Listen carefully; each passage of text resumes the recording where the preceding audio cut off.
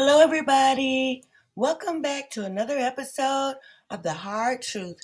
Today's hard truth is, in all thy getting, get understanding. And that comes from Proverbs 4 and 7. Today, I want to talk about an older case I was watching about Susan Monica. As I was watching the interrogation, it kind of made me sad. And so I think we missed something as a society, and I'm going to show you what I mean. So grab a nice cup of coffee or hot cup of tea as we begin our story.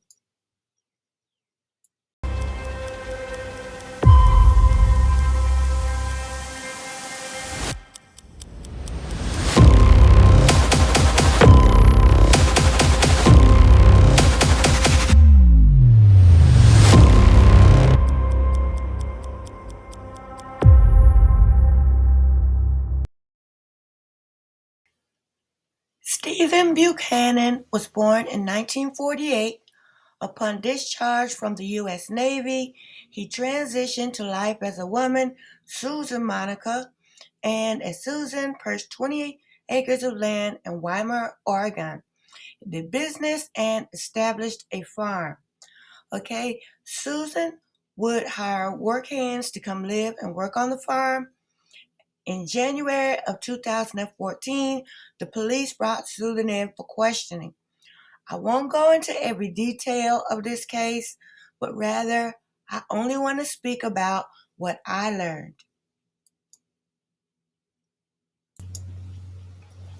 As you can see, Susan looks like someone who was just working on a farm when the police showed up.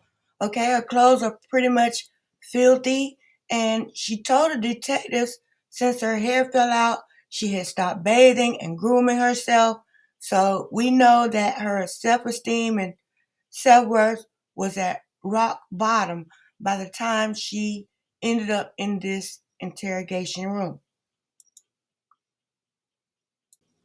At this point in the interrogation, Susan has offered information to the police.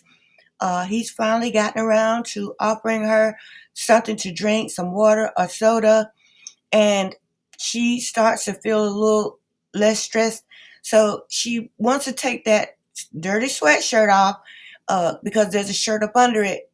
She asks all the officers to leave so that she can take it off.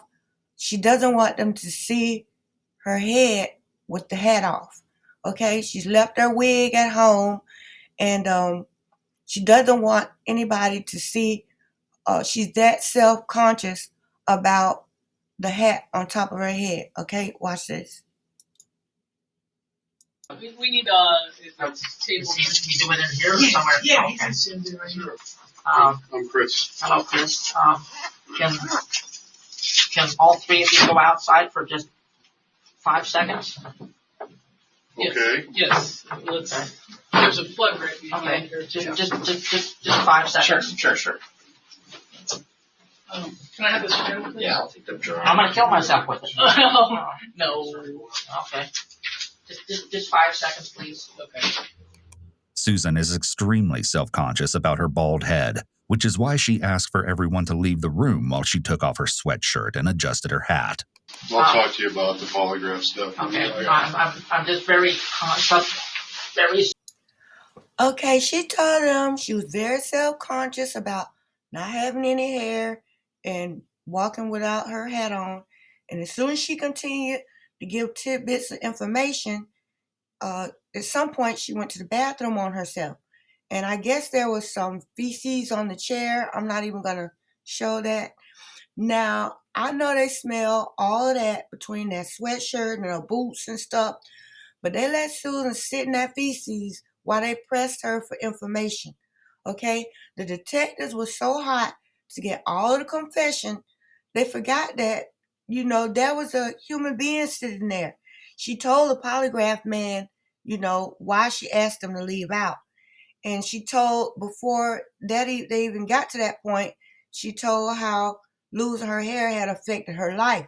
Okay? And so I know you might say, what about the victims? Okay, well, if she killed people, the police needed to go get her. And she needed to be interrogated. And if she confessed, she needed to be locked up. Okay, but at this point in the interrogation, they didn't know whether she had done anything malicious. All they know is they had a leg and that the pigs had ate at least one person on that farm. Okay, and far as they knew, they didn't know whether she pushed them in there or what. So the way they were treating her had nothing to do with the crime. But anyway, let's move on. I want you to watch this. This is really my point right here. But I want you to think about everything that's going on right now. Okay. Can you stand up for me? No, nobody did that. So I can't see how that Can you stand up for me? I can't see how that. I'm gonna handcuff you. Oh, Your hands gotta go back far enough. After being arrested and spending the night in jail, Susan is brought back to the interrogation room the next day to continue talking with investigators. As you'll soon see, they want more than just clarity about the deaths of Steve and Robert, because they suspect something even more sinister may have occurred. Now, Susan spent the night in jail.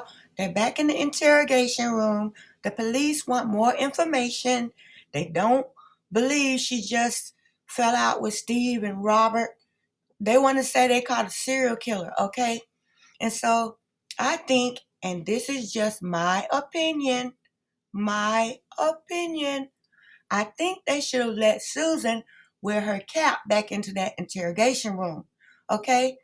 She pretty much confessed instead of asking for a lawyer while this guy talking to her was in middle school somewhere. Susan was on a Navy ship, okay, or had boots on the ground. Susan is a veteran, a Vietnam vet, okay? That used to mean something. I don't care how she look or how she smell. That's a Vietnam vet, okay? And so if this detective would have let Susan wear that hat back into the interrogation room and just gave that little one microscopic nanogram of respect, she would have told him anything he needed to know, okay? But he came in there bum rushing and how he was talking to her, young buck. He told her, you care more about the pigs than human beings. Even the person that was narrating this story, he did pretty good, but he said the same thing. But really, Susan could have told either one of them, you care more about confession than human beings. You in here about to ride my back for some more information, but you didn't even feel me enough after 12 hours of us sitting here talking to know that you could have threw me my cap, man. All right? That's all.